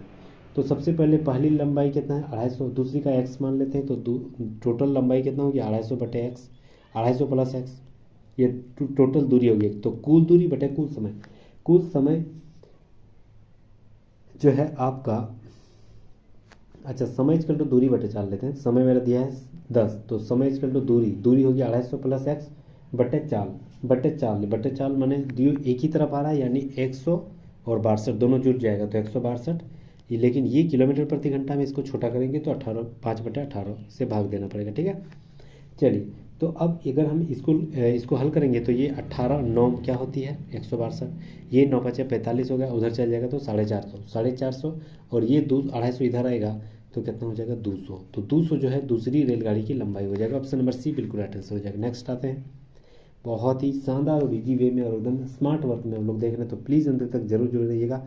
यदि हमारी मेहनत आपको पसंद आ रहा होगा तो प्लीज़ लाइक एंड सब्सक्राइब जरूर कर लीजिएगा। ठीक है, चलिए 73 नंबर सवाल आते हैं। सबसे पहले यहाँ माइनस को गुना बोल दिया है। ठीक है, तो 28 लिखेंगे, माइनस को गुना कर दिया, फिर 2, फिर लिख दिया 2 के बाद क्या है आपका? गुना, तो गुना को क्या कर दिया? माइनस, फिर 80, फिर गुना को भागा कर दिया, प्लस को माइनस किया था तो गुना को भागा, फिर 5। ठीक है, फिर यहाँ पर देखा जाए तो भागा फिर प्लस कर दिया 4, इसको काटेंगे तो 16 हो गया, तो 28 दूनी इधर 56 हो गया, माइनस प्लस 4, इसके आगे माइनस है यानी इसको लास्ट में करेंगे तो इसको जोड़ देंगे 60 और माइनस 16, 60 ये कितना है लास्ट में? अच्छा लास्ट में 14 है, तो ये 70 हो जाएगा। 56 और 14 70 माइनस 16, कितना हो जाएगा 54। ऑप्शन नंबर डी बिल्कुल राइट आंसर हो जाएगा। नेक्स्ट आते हैं, किसी वस्तु का 15 सेंटीमीटर फोकस दूरी और अवतल दर्पण के सामने 30 सेंटीमीटर की दूरी पर रखा गया, तो बिंब क्या होगी? ये बिंब जो है वह क्या हो जाएगा? तो ये बीम जो है ना वह आभासी और उल्टा हो जाएगा। क्यों? क्योंकि उसका सामने जो है वह दूरी उसका जस्ट डबल जा रहा है ना अवतल संपर्क, तो आभासी अवतल दर्पण में तो जाता आभासी उल्टा ही बनता है। Option number C right answer हो जाएगा। नेक्स्ट आते हैं, व्यक्ति का लिंग निर्धारण किसके द्वारा होती है? तो व्यक्ति का लिंग निर्धारण जो है वह होती है आपके शुक्राणु में मौजूद गुणसूत्रों के आधार पर। तो option number C right answer हो जाएगा। नेक्स्ट आते हैं, ठीक है, बहुत ही शानदार सवाल। यहाँ पर सबसे पहले गिन लेते हैं कि वो है पी खाली जगह टी फिर पी, तो 1 2 3 4 5 6 7 8 9 10 11 12 13 14 15 16 17 18 19 20 21 22 23 24, यानी 24 को है। तो 24 को हम लोग उसके गुणज में बांट लेते, तो तीन को हम बांट लेते हैं, तीन को हम बांट लेंगे, पी टी, ये एस, अच्छा टी के बाद एस, फिर टी, देखिए फिर टी, फिर एस, फिर एस है ना, यहाँ एस, फिर टी हो जाएगा, फिर यहाँ एस हो जाएगा। अच्छा सही जा रहे थे। चलिए, तो पी और पी के बाद हमें क्या बैठाना है? तो पी के बाद हमें यहाँ पर और क्या दिख रहा है? सबसे पहले ऑप्शन में सब में सी दे रहा है, तो सी ही बैठाएंगे। फिर T, P C T, P C T पहला वाला हो गया, इधर खत्म। तो फिर पी, ठीक है, तो पी उसके बाद क्या है? लास्ट में एस है ना, तो टी के बाद एस, और एस से पहले कहीं कुछ दिख रहा है? यहाँ आर दिख रहा है, यानी आर यहाँ बैठेंगे, तो पी आर एस, दूसरा वाला खत्म। ठीक है, P T A, P C T, P R S, तो फिर वहाँ हो जाएगा P C T P R S, P C T P R S, P C T P R S, P C T P R S, बस यही तो जिक्र किया गया है। ठीक है, तो देखते हैं, तो ऑप्शन नंबर डी देखिए राइट आंसर हो जाएगा, यही वाला सब जगह बैठ जाएगा, P C T P R S, P T C T P R S, यही है। 2021 में पहली हरित हाइड्रोजन माइक्रोग्रिड परियोजना जो है वह कहाँ शुरुआत हुई थी? तो यार ना, ये आंध्र प्रदेश में। चलिए अगला सवाल, एल जो है ना वह के बराबर है, के से बड़ा है डब्लू और उससे भी बड़ा है एम, लेकिन के बराबर भी है डब्लू, ये भी याद रखना। ठीक है, अब एल के बड़ा है पी, पी से बराबर यानी बराबर या बड़ा है एफ, यानी ऊंचा हो जाएगा, उससे भी बड़ा है बी, तो ये यहाँ हो जाएगा। अब हमें देखना है कि कौन सा कथन सही जा रहा है। सबसे पहले यहाँ बोल रहा है कि F बड़ा है K से, F जो है ना वह बड़ा है K से, बिल्कुल सही, पहला सही है। P बराबर है K से, P बराबर है K से, तो P बराबर K नहीं, L बराबर है K से, तो दूसरा गलत है। तो वही तो बोल रहा है, कौन वाला गलत था? तो B गलत है, P बराबर है K से, तो option number B right answer है। आधुनिक आवर्त सारणी में कितने समूह हैं? 18, और कितने आवर्त है? 7, option number B right answer हो जाएगा। नेक्स्ट आते हैं, चलिए 5 21 2 से क्या संबंध है? वही संबंध 7 33 और 4 में है, और ऑप्शन में से कोई एक में वही संबंध रहेगा। ठीक है, चलिए तो देखते हैं 5 और 21, 5 में 5 और 2 7 7 21, 7 और 4 11 11 33, बस मैच कर गया। फर्स्ट और लास्ट को जोड़ देंगे, 3 से गुना कर देना है। ठीक है, वही देखिए 8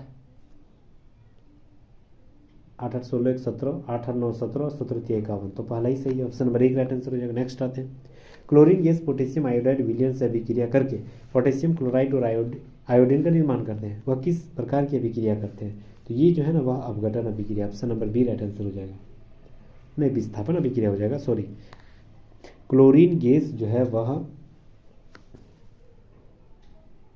पोटेशियम आयोडाइड के साथ, यानी पोटेशियम आयोडाइड के साथ अगर क्लोरीन गैस का विलयन करने बनते हैं तो ये मेरा बन जाएगा पोटेशियम क्लोराइड और आयोडीन अलग हो जाएगा, यानी ये जो है ना वह विस्थापन अभिक्रिया, तो ऑप्शन नंबर डी बिल्कुल राइट आंसर हो जाएगा। ठीक है, चलिए अगला सवाल। हाँ, सवाल यहाँ किया है, बोल रहा है कि जबरदस्त ये सवाल किया है, बोल रहा है कि इनमें से जो है वह मैन्युफैक्चरिंग में जो वह लागत और उसका उत्पादन की तुलना में कौन सा अधिकतम है। सब A B C D E F में कौन सा वाला वह अधिकतम बता रहा है। देखते हैं। सबसे पहले बोल रहा है यहाँ कितना है 80 मैन्युफैक्चरिंग, और टोटल का मान है 90, यानी 80/900, परसेंटेज के लिए 100। ये 2 जीरो कट गया तो मेरा हो गया 80/9 यानी 8.8 या 9 कर लेते लगभग। पहला वाला इतना आया। दूसरा वाला कितना है, बी नंबर 40 है और टोटल का मान है 500, तो यानी फिर लिखेंगे 40/500 और परसेंटेज के लिए 100, यानी ये 2 जीरो तो 40/5 यानी 8 हो गया, तो दूसरा वाला 8 हो गया। ठीक है, इसी तरह सारे का इसका निकालेंगे तो 15 और 15 ये कट जाएगा, यानी ये 10% आ जाएगा। ये 80 और 70 ये लगभग 11% आएगा, और 100 और ये 1000 यानी ये 10% आएगा। तो कौन वाला सबसे ज़्यादा है, 11 वाला ना, तो ये डी वाला 11 वाला सबसे ज़्यादा डी, तो ऑप्शन नंबर बी बिल्कुल राइट आंसर हो जाएगा, डी सबसे ज़्यादा। नेक्स्ट आते हैं। चलिए यहाँ भी ज़बरदस्त। कितने लोग सोनी डेल दोनों ब्रांड के लैपटॉपों का इस्तेमाल करते हैं। सोनी और डेल दोनों ब्रांड के लैपटॉपों का इस्तेमाल कौन कौन करता है। एगो 6 करता है और एगो 10 करता है, दोनों ना। HP थोड़ी बोला कि HP नहीं करता है, HP भी करता है 6, लेकिन जिक्र नहीं किया है कि HP नहीं करता है। तो 6 और 10 16, option number B right answer हो जाएगा। नेक्स्ट आते हैं 23, 31, 95, 311, उसके बाद क्या हो जाएगा। चलिए 23 और 31 में कितना अंतर है, 8 का। 31 और 95 में कितना अंतर है, 5 में गया तो 4 इधर 6, 64 का। 311 में 95 घट जाएगा, तो इधर 11 में 5 गया तो 6, और उधर बचा 21 में 30 बचा ना, तो 30 में हो गया तो 21, 216। अच्छा ये किसका है, क्यूब लग रहा है आपको, 2 का क्यूब, 4 का क्यूब, 6 का क्यूब। अब क्या हो जाएगा, 8 का क्यूब कितना होता है 512 और 311 जोड़ देना है, कितना हो जाएगा 823। ऑप्शन नंबर बी बिल्कुल राइट आंसर हो जाएगा। नेक्स्ट हम लोग आते हैं निर्णय। पर्यटन को बढ़ावा देने के लिए देश में डब्ल्यू अपने 20 शहरों को विरासत स्थल जो है वह घोषित कर रहा है। ठीक है, ये निर्णय निकला। अब कथन इसका क्या बताएगा। अब कथन यहाँ पर बोल रहा है कि 20 में से 4 शहर पहाड़ी इलाकों में हैं, वहाँ की परिवहन साधन, इसका जिक्र तो नहीं किया गया था, दूसरा गलत जा रहा। अतीत में जब भी देश डब्ल्यू के किसी शहर में पर्यटक को बढ़ावा दिया जाएगा तो इसे शहर में रोजगार के अवसर को वृद्धि होगी। ये जबरदस्त एकदम सवाल मैच कर गया, रोजगार बढ़ेगा। ठीक है, पर्यटक को बढ़ावा देने के लिए रोजगार बढ़ेगा, तो दूसरा एकदम जबरदस्त सवाल सही है, ये सही जा रहा है, कथन सही है। ठीक है, दूसरा सही है, पहला गलत है। ऑप्शन नंबर डी बिल्कुल राइट आंसर हो जाएगा, दूसरा सही है, पहला गलत है। नेक्स्ट हम लोग आते हैं कार्बन कि किस रूप को उपयोग जो है शुष्क स्नेहक के रूप में इस्तेमाल करते हैं, तो यार मैं ये ग्रेफाइट का रूप। चलिए अगला सवाल, 729 जो है वह 27 का स्क्वायर है और 400 जो है 20 का स्क्वायर है, ये दोनों को घटा देंगे तो 7, option number D right answer हो जाएगा। चलिए अगला सवाल, कितने व्यक्ति सौर ऊर्जा और कोयले से प्राप्त ऊर्जा दोनों पर निर्भर है। कितने व्यक्ति सौर ऊर्जा, तो सौर ऊर्जा ये वाला हो गया, सॉरी कोयला ऊर्जा, और ये हो गया सोलर ऊर्जा, ये दोनों पर कौन निर्भर है, 28 और 12। विंड ऊर्जा यानी पवन ऊर्जा का जिक्र यहाँ नहीं किया, वहाँ बोलता कि पवन ऊर्जा नहीं तो 12 नहीं लेते हैं, क्योंकि 12 विंड ऊर्जा में 12 सर्कल में आ रहा है, तो 28 और 12 40, ऑप्शन नंबर डी बिल्कुल राइट आंसर हो जाएगा। नेक्स्ट आते हैं, सुजलम एक बिंदु से पश्चिम की ओर मुख करके चलना शुरू करती है। ठीक है, तो यहाँ से अगर मान के चलिए सुजलम चलना शुरू करती है और वह कितना जाती है 10 मीटर, तो याद रखना ये अगर यहाँ चल रही है तो 10 मीटर यहाँ गया, पश्चिम की ओर 10 मीटर। अच्छा यहाँ बनाते हैं, पश्चिम की ओर 10 मीटर जाती है, उसके बाद बोल रही बाएं साइड गया और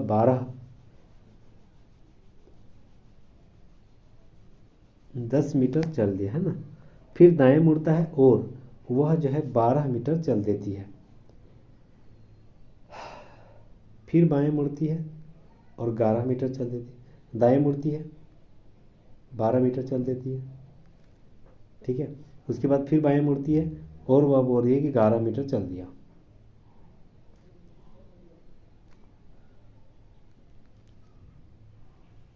ठीक है, बाएं मुड़ी और 11 मीटर चल दिया। पी बिंदु पर वह पुनः बाएं मुड़ते 17 मीटर चल दिया, 17 मीटर बाएं मुड़ के 17 मीटर चल दिया। अब बोल रहा है कि पी मुड़ने से पहले वह किस दिशा की ओर जा रही है। पी से मुड़ने से पहले वह किस दिशा की ओर जा रहा था। पी पर बाएं मुड़ने से पहले वह किस मुख की ओर जा रहा था।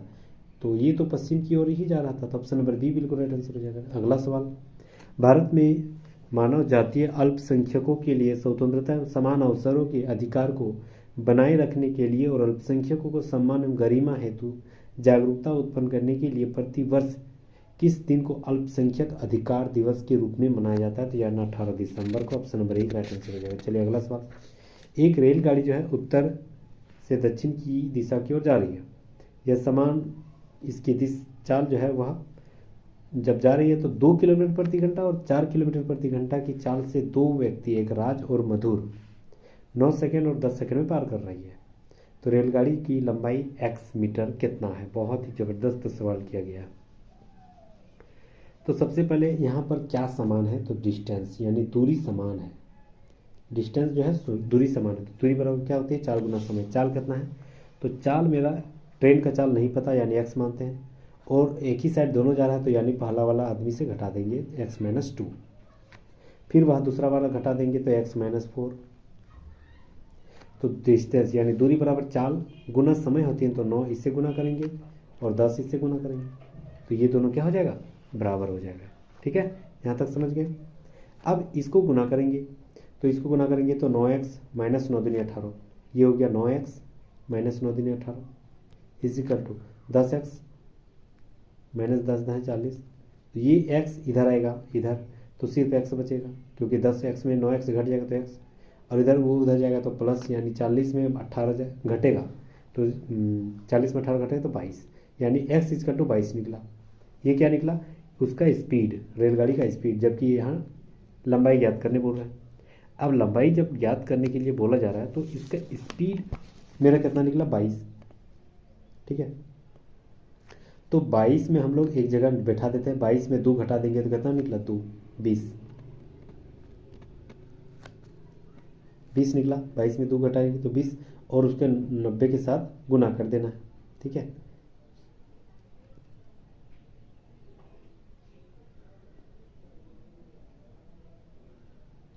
नौ के साथ गुना कर देना, तो 9 दूनी 18 180। ठीक है, 9 दूनी 18 180 निकला। लेकिन ये जो है ना आपका किलोमीटर में आ गया, इसको छोटा में बदलना है ना, किलोमीटर प्रति घंटा, तो इसको छोटा करना है तो 5/18 से भाग देंगे। ये 18 कट गया, 5 10 50, तो ऑप्शन नंबर बी बिल्कुल राइट आंसर है। उसकी दूरी कितना है 50। नेक्स्ट आता है 50 मीटर। चलिए अगला सवाल, जून 2022 तक कारखाना अधिनियम कितनी बार संशोधन किया जा चुका है। तो जून 2022 में जो है वह आपका कितना बार संशोधन किया जाता है, लगभग 8 बार संशोधन किया जा चुका है। ठीक है, तो ऑप्शन नंबर डी बिल्कुल राइट आंसर हो जाएगा। कारखाना अधिनियम जो है वह कब आया गया था, तो याद रखना है लॉर्ड रिपन के काल में आया था। ठीक है, 1881 में, याद रखना इंपॉर्टेंट सवाल है। 1881 में पहला कारखाना अधिनियम जो है वह लॉर्ड रिपन के काल में आया था। और स्वतंत्र भारत में कब आया था, तो यानी 1948 में। चलिए अगला सवाल, दो प्रतिरोध हो ए और बी का प्रतिरोध जो है 5 और 10 ओम है। यदि वे 5 वोल्ट के एक वोल्टेज स्रोत के साथ श्रेणी क्रम में संयोजित किया जाए तो प्रतिरोध ए में उत्पन्न शक्ति प्रतिरोध बी में उत्पन्न शक्ति का अनुपात क्या हो जाएगा। ठीक है, तो प्रतिरोध ए और बी में हमें ढूंढना पड़ेगा। तो यहाँ पर देखा जाए तो सबसे पहले P1/R1 इजिकल टू P2/R2। ठीक है, तो P1 यानी P1 और P2 इधर आ जाएगा तो P1/P2, यानी ये मेरा शक्ति अगर हो गया तो ये P1 का कितना था 5 और P2 का कितना है 10, बस इसको भाग देंगे 1/2 1:1/2। ऑप्शन नंबर बी बिल्कुल राइट आंसर हो जाएगा। चलिए यहाँ भी शानदार सवाल, प्लस को माइनस और गुना को भागा कर दिया। यहाँ 12, ठीक है, तो 12 का 12 लिखेंगे।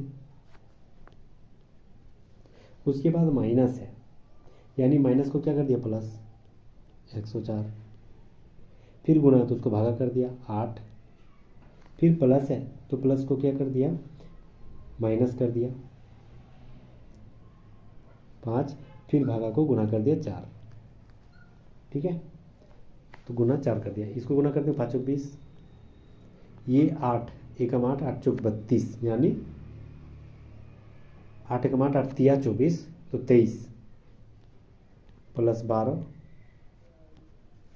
और ये -5, नहीं 5 तो गुना हो गया, यहाँ खाली माइनस रहेगा। ठीक है, तो इसको जोड़ देंगे तो 23 और 12, 23 और 12 सॉरी 23 के 8 एकम 8 8 तिया 24, 13 हो जाएगा, 13 और 12 25 -20, यानी 13 25 -20 5, तो ऑप्शन नंबर 1 बिल्कुल राइट आंसर हो जाएगा, 5 राइट आंसर हो जाएगा।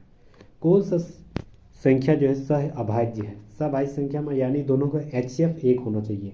HCF 1 किसका हो जाएगा? तो 23 और 17 का। ठीक है, बाकी सबका HCF अलग अलग होगा, तो 23 और 17 का HCF 1 होगा, तो वो दोनों सह अभाज्य है। अगला सवाल, चलिए मूल जो है वह इतना दे दिया गया है, जहाँ पर a बड़ा है b से और x पदों की द्विघात समीकरण ज्ञात करना जिनके मूल जो है वह 2a - 1 2b + 1 दिया गया है। ठीक है, चलिए ये सवाल थोड़ा बड़ा दे दिया गया है, चलिए बनाते हैं हम लोग।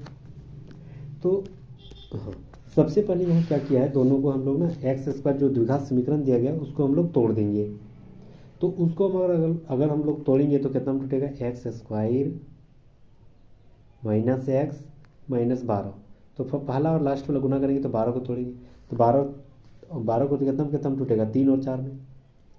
ठीक है, लेकिन 3 और 4 में जब टूटेगा तो यहाँ माइनस है, तो बड़ा के आगे माइनस रखना है, छोटा के आगे प्लस, यानी x² - 4x + 3x - 12, ये लिख सकते हैं बिल्कुल इसके जगह ये, हाँ यहाँ गया। अब x को कॉमन ले लेते हैं, तो x - 4 और इसी को और को लिख देना x - 4। ठीक है, यहाँ कितना हो जाएगा? 3 से, क्या कि 3 गुना x, 3 4 12 हो जाएगा, और यहाँ प्लस है तो प्लस। अब बाहर वाले को लिखेंगे तो x + 3 और दूसरा वाला x - 4, तो यहाँ x बराबर क्या हो जाएगा? -3, उधर चल जाएगा तो ये -3 हो जाएगा x बराबर, और ये हो जाएगा x बराबर 4 दूसरा वाला। ठीक है, तो ए को मेरा निकला कितना? -3, और ए को मेरा निकला 4। चलिए यहाँ तक समझ गए, अगला देखते हैं। अब यहाँ लिख ही लेते हैं, a बराबर 4 निकला, और इसी को b मानेंगे तो b बराबर -3, जो कि छोटा था, वही तो बोल रहा है, a बड़ा है b छोटा है, तो यही मान लेते हैं। चलिए यहाँ तक समझ गए। अब यहाँ पर द्विघात समीकरण 2a - 1 दिया गया है, 2a का मान यहाँ 4 दे दिया गया, तो 4 दूनी 8 और 1 कितना हो जाएगा? 4 दूनी 8 और 1 घटाएंगे तो 7 हो जाएगा पहला वाला। ठीक है, पहला वाला 7 हो जाएगा। उसके बाद अगर यहाँ 2b + 1 दे दिया है, तो दूसरा वाला कितना हो जाएगा? 2b यानी 3 दूनी 6 माइनस है, 6 में 1 घटे तो -5, दूसरा वाला -5 हो जाएगा। ठीक है, -5 हो गया, 7 और 5। अब यही 7 और 5 मूलों का योग और मूलों का गुणनफल में ज्ञात करना है। तो मूलों का योग हमें क्या करना है? फिर x² लिखेंगे, द्विघात समीकरण का सूत्र माइनस a + b, यानी a के मूलों का योग कितना था? 7 माने थे, अभी निकाले थे 7, प्लस b यानी बीटा कितना माने थे? या निकाले थे -5। ठीक है, और इसका x हो जाएगा। फिर यही हो जाएगा आपका ab, यानी a कितना निकला था? 7, और यहाँ b निकला था -5। ठीक है, यही तो द्विघात समीकरण ज्ञात हो जाएगा। x², ये हो जाएगा माइनस, ये भी तो माइनस ही हो जाएगा, माइनस, तो ये हो जाएगा 7 में 5 गया, तो यानी 2x -2x, और इधर रहेगा 7 5 35, माइनस प्लस माइनस हो जाएगा। ठीक है, तो x² - 2x - 35 हो जाएगा। तो ऑप्शन नंबर बी देखिए जबरदस्त राइट आंसर हो जाएगा। नेक्स्ट हम लोग आते हैं अगला सवाल, 10% वार्षिक साधारण ब्याज की दर से कोई धनराशि कितने वर्ष में दोगुनी हो जाएगी? देखिए, कोई धनराशि अगर मान लेते हैं 100, अगर वही 10% की दर से कितना समय यानी टाइम नहीं पता बटे 100, तो वह जो है वह दोगुना हो जाएगा यानी वो मिश्र धन है। तो मिश्र धन को दोगुना यानी 100 लिखे थे, तो दोगुना यानी 200 हो जाएगा। तो यहाँ ब्याज का फॉर्मूला है ना, तो 200 में 100 घटा देंगे तो यार मेरा 100 हो जाएगा, ये 100 कट जाएगा, ये 1 0 यानी कितना? 10%। तो ऑप्शन नंबर डी बिल्कुल राइट आंसर, 10 सालों में वह दोगुना हो जाएगा। चलिए अगला सवाल, 9:25 हो रहा है, इसमें जो है वह घंटा और मिनट वाले सुई के बीच में ना कितना डिग्री का कोण बन रहा है, ये सवाल पूछ रहा है। बहुत ही ज़बरदस्त सवाल। तो यार अपना घंटा में हमेशा जो है वह आप 60 से गुना करना, और मिनट में हमेशा 11 से गुना करना। घंटा मेरा कितना है? 9, मिनट मेरा कितना है? 25। दोनों का अंतर करके 2 से भाग दे देना। तो इसमें 9 × 54 540। ठीक है, और ये 11 × 5 55 और 11 दूनी 22, 4 3 25, यही 27, तो 275। इसका अंतर कितना हो जाएगा? 265। ठीक है, और बट्टे 2 से भाग देंगे तो लगभग 132 पॉइंट कुछ आएगा ना, तो 130। ऑप्शन नंबर डी बिल्कुल राइट आंसर, 130 के आसपास आ रहा है, तो ऑप्शन नंबर डी बिल्कुल राइट आंसर। समझ गए? घंटा में हमेशा 60 से गुना करेंगे, मिनट में हमेशा 11 से गुना करेंगे, दोनों को माइनस कर देंगे, अंतर ढूंढना है और 2 से भाग दे देना, वही आंसर हो जाएगा। चलिए 13 का 96 कहा गया ना, तो 13 7 91 होती है, 13 7 91 होती है, 5 जोड़ा गया, 18 7 56, यानी 126 होती है और 5 जोड़ा गया। हाँ सही जा रहे हैं, 13 7 91, 5 जोड़ दिया, 18 7 126 और 5 जोड़ दिया, तो 14 7, तो 14 7 कितना हो जाएगा? 98 ना। हाँ 98 और 5 जोड़ देंगे तो 103। ऑप्शन नंबर सी बिल्कुल राइट आंसर हो जाएगा। चलिए अगला सवाल और लास्ट सवाल है। एफ के बाद जी बना, एफ जी आई जे के 2 जोड़ दिया, एन ओ पी क्यू 3 जोड़ा, ई एफ जी एच 4 जोड़ा, मतलब 1 2 3 4 जोड़ दिया, तो एस के बाद टी हो जाएगा। ठीक है, ई एफ जी हो जाएगा। ठीक है, उसके बाद ए बी सी डी हो जाएगा, डी हो जाएगा यहाँ। उसके बाद L M N O P हो जाएगा। ठीक है, देखिए ये हो जाएगा, तो T G D P, option number B बिल्कुल राइट आंसर हो जाएगा। ठीक है, चलिए तो 100 सवाल हम लोग बहुत ही इजी वे में देखें, बहुत ही शानदार और बहुत ही बेसिक सवाल और बहुत ही मतलब स्मार्ट वर्क की पढ़ाई में दी है। ठीक है, तो thank you so much guys, यहाँ तक बने रहने के लिए बहुत बहुत शुक्रिया, धन्यवाद। खैर एकदम, अगर आप नए हैं तो please subscribe and bell icon को जरूर दबा दीजिएगा। ये सारे जो आपको ये सेट प्रैक्टिस ग्रुप डी का जो रुक्मणी का प्लेटफॉर्म वॉल्यूम 1 था, वो आज मेरा 17वां लेक्चर है, लगभग ख़त्म होने वाली, और 13 लेक्चर बचा हुआ है, सारे जो है 13-15 दिन में ख़त्म कर देंगे। उसके बाद सोचिए, अगर आप शुरू से बने हुए, यानी टोटल बुक खत्म होने वाली, उसी के प्रकार हम एनटीपीसी का भी सेट प्रैक्टिस अप्लाई कर रहे हैं, वो भी आप प्लेलिस्ट में जाके, वो लगभग 13 या 14 लेक्चर उसमें भी हो गया है। ठीक है, उसके बाद जो है रुक्मणी का दूसरा बुक जो अभी नया आया है, उसका भी सेट प्रैक्टिस के रूप में शुरुआत की है, उसका एक सेट प्रैक्टिस हुआ है। ठीक है, इतना अपलोड किया जा चुका है, आप नहीं देखें तो प्लीज़ प्लेलिस्ट में जाके सारे विजिट कीजिए। समय बहुत कम है, ग्रुप डी का एग्जाम होने वाली है 1 से 1.5 महीना के अंदर, उसी के दौरान हम सारे जो है किताबों का एक्सप्लेनेशन के साथ सारे जिक्र करेंगे। ठीक है, तो प्लीज़ हमारे साथ जुड़े रहिएगा। Thank you so much guys, फिर मिलते हैं नेक्स्ट वीडियो में, तब तक जय हिंद, थैंक यू अगेन।